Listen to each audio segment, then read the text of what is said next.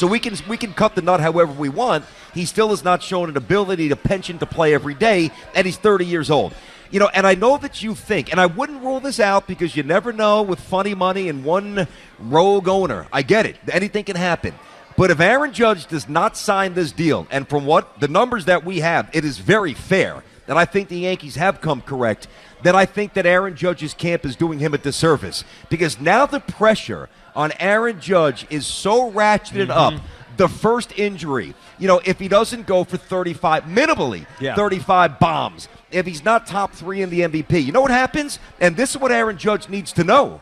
And I believe he does, and that's why I still believe it's going to get done. Are you talking to Aaron Judge, or are you talking to the fans here? I'm talking to I think I'm talking to both here. Well, Judge is not listening to the show right now. He's probably putting on a Starbucks at some point. Yeah, I guess it might be, I guess. But if Aaron Judge doesn't sign this today, I believe, unless he has a monstrous season, which is possible, that he will not see an offer this good again from the Yankees. I believe that they would rescind that offer.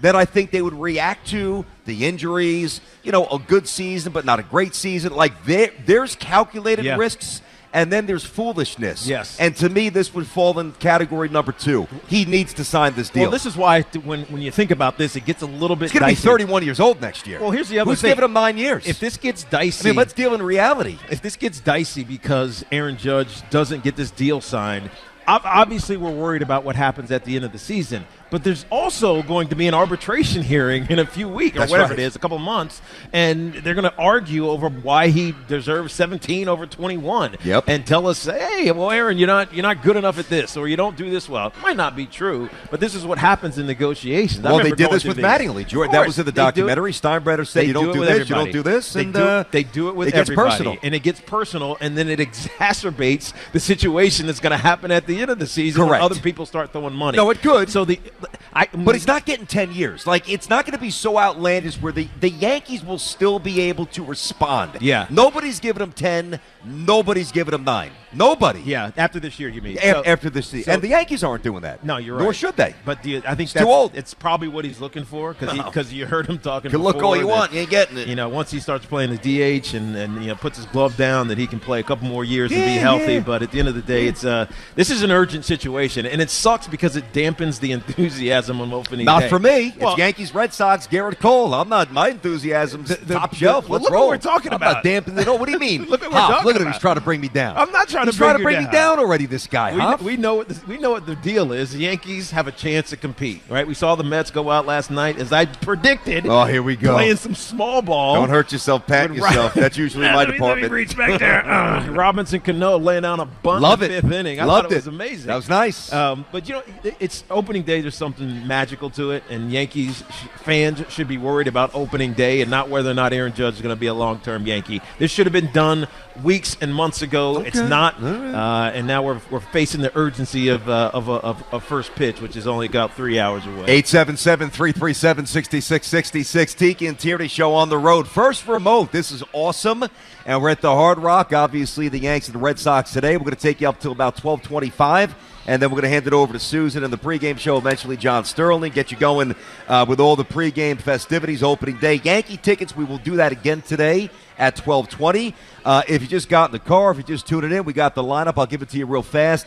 Josh Donaldson's leading off. Interesting. I like him, though. Yeah. You got Judge at the 2 spot, Rizzo 3, Stanton 4 DH, LeMahieu batting 5th, playing 2nd. So Torres is on the bench to start. Then you have Gallo, Hicks in the 7-hole, Higashioka, and IKF 7, 8, 9. Of course, Garrett Cole, in his own right, has got a lot to prove this year on the hill for the Yankees. So, I want to say this too. I don't, in the year, and I don't want to complain about this, but so you're watching the Met game like me last night, right? So Alonso, the plate when he gets thrown out. Mm-hmm. All right, they give us 6, and I love SNY. I used to work for SNY. But can you tell me, and maybe it's not SNY, maybe it's what the Nats provide you with camera-wise, how can you show me 6 replays of the play at home plate and not give me the overhead shot or the first base view where I can see when the tag is applied to a line. I still don't know if he was out or safe. I don't know either. I don't know. The stumbling nature which he went to the plate was, you deserved to be out. You weren't smooth enough to go in. He looked like Mikra around at third base. But you know what? I saw this a couple of times yesterday, BT. I was watching the Royals game earlier. Yeah, me too. With Witt Jr. Yeah, with Bobby Witt Jr., who was amazing. Hit the game-winning. He had the game-winning RBI in that game. But they were calling it from the studio. So not from the game. They didn't have the game announcers calling it. It was Harold Reynolds and I forget whoever else was in the studio. And they were. I like when they do that. Yeah, I do too. But they were trying to get other angles of I forget what the play was, but they couldn't get anything. Oh, they couldn't get it either? No, I didn't even catch that. It was the shift. When they shifted, they wanted an overhead look of the shift. They couldn't give them the shot. And the same thing came up in the Mets game. With the Alonso situation.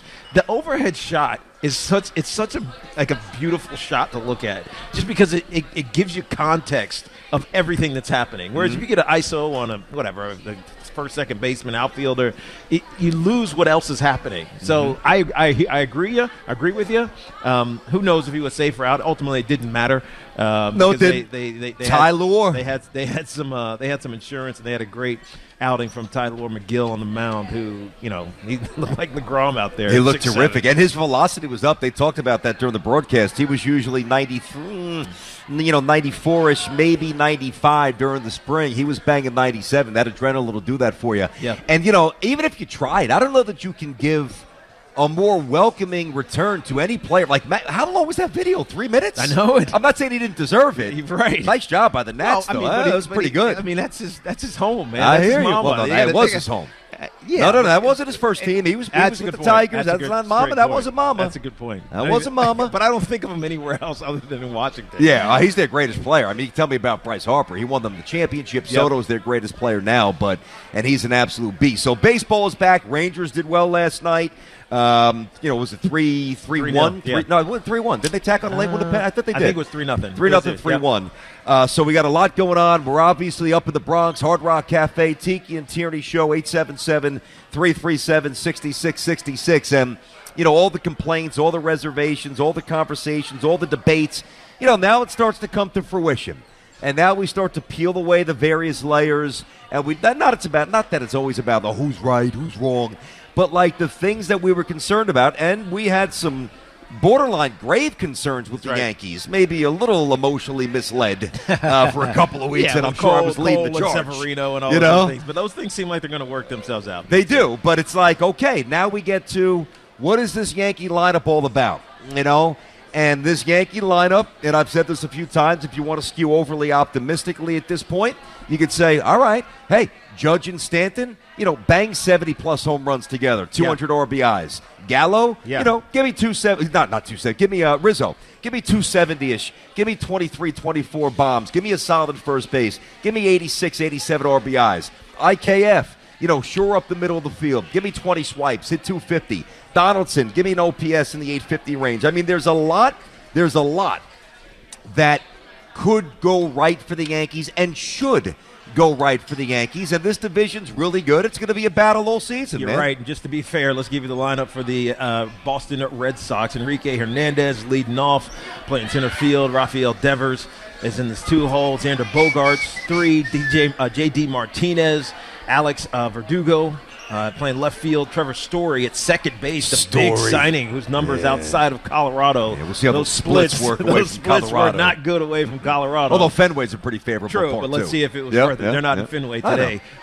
Really? Bobby Dahlbeck at first base. Jackie Bradley, who, by the way, turned down an extension offer, and Christian Vasquez at catcher rolling up at number 9. So all right. That's the Red Sox. That's the battle. That is the battle. The rivalry rolls on. Tiki and Tierney at the Hard Rock. So if you drive it in and you're coming in, make sure you swing by. You want to get a picture with Tiki, hang out a little bit. We'll certainly chat it up during the breaks. We'll have some fun. Looking forward to seeing you guys. Grab a drink, whether it's a bloody, whether it's a cold one, whether it's a soda, whatever. Hit us up at the Hard Rock before you go into the game. We're here until 12:25. Then it's the pregame show. Tiki and Tierney on the Fan.